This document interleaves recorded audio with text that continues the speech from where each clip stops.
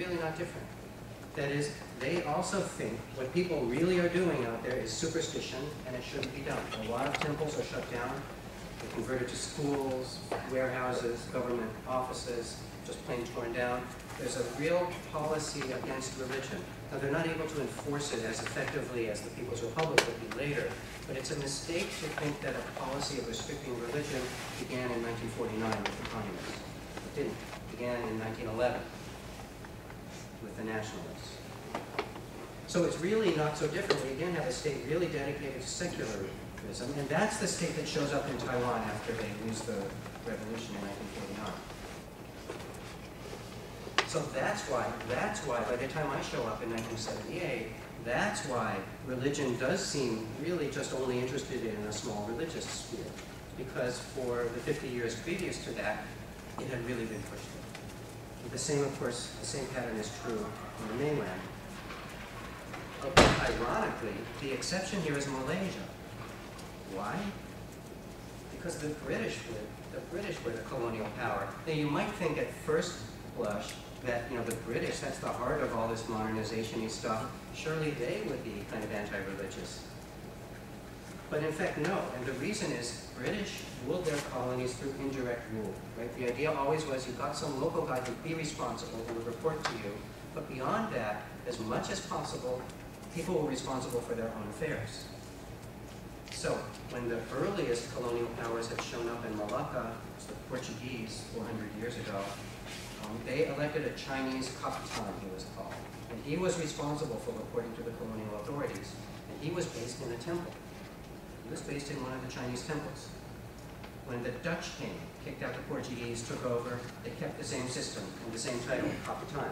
The British didn't keep the title, but they kept the system. So again, you saw the temple maintained all the way up through Malaysian independence, and even then there's no fundamental change in policy. So rather ironically, it's the British place that's least interested in secularizing the state in that sense.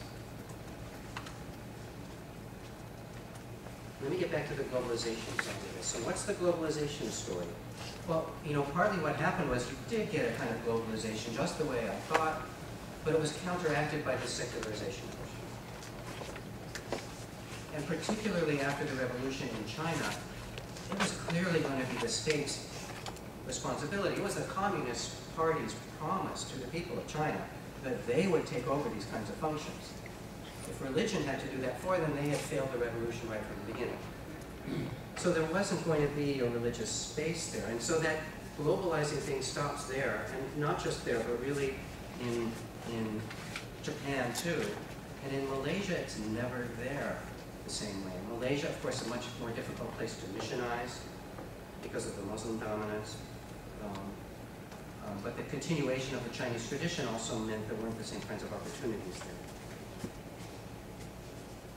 But then what happens? You know, I was really struck in Lugan again, talking to the Presbyterians and talking to some of the leaders of the church there about what they had done with these kinds of things. And they said, oh, we do all kinds of stuff.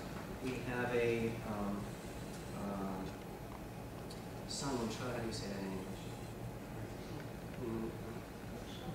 A rickshaw, I guess. I think a guy pedals a bike and carries people on the back, right? Transportation. So this is a tourist town, and they kind of like that. But the Christians, the Presbyterians, set up one of these, but they employ anybody. I said, you know, is it only your congregation who gets these jobs? And they said, no, we did it to create jobs for people because the economy is not great here, and we'll hire anybody. Anybody can do this, and that's been successful. We have a daycare, kindergarten, and anybody, it's not limited to the congregation, anybody can do it. We're really open, we help everybody. And I thought, yeah, this is what, right, that's just what I thought. And then he said, yeah, but 15 years ago we didn't do that. 15 years ago, you had to be a member of the congregation to get into kindergarten. And then he went on one thing after another. It was limited just to the congregation, which is rather small, about 200 people if you count, you know, everybody who shows up on Christmas Day, right? The biggest count you can get, about 200. So it was just, we were really like sealed into ourselves, and we've only opened up in the last few years. So that was really striking. So then where did this idea come from that we do big charity, right? When I at church donate a fire truck or a garbage truck to the city government, I'm helping everybody. where did that come from? And the more I looked at the timing of this, the more clear it was to me that where it came from was that Buddhist movement, compassion relief. They were so successful in garnering support from really the entire population of the island, to the point where other NGOs hate them because they see them as this, what was Ross Perot's phrase, the giant sucking sound, right? That all the money that anybody's going to donate anywhere ends up with these people because they've been so good at it.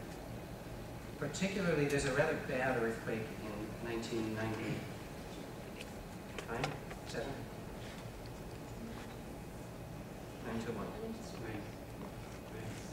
97. Late 90s, there's a big earthquake. A lot of people are hurt. And Compassion Relief organizes really fast and gets out there really fast with offensive relief supplies. And the publicity is tremendous from this. And people are all criticizing the government for not getting there so fast, criticizing other NGOs for not being as good. These guys are there, and that mobilizes everybody else. It's after that that the Presbyterians suddenly discover that they should be opening up to the broader community and have a new vision of charity. Even a kind of sect, Guadao, the religion of unity, which is illegal in China still, and was illegal in Taiwan until the late 1980s, I think. They published this big book. When I interviewed them, they said, we were there too, we were just as good as they were, but we not so clever about bringing reporters along to record it all. And so they had done this book, clearly a reaction. I mean, they really don't do nearly as much as this other group. But clearly a reaction is huge pressure now because of the Buddhists.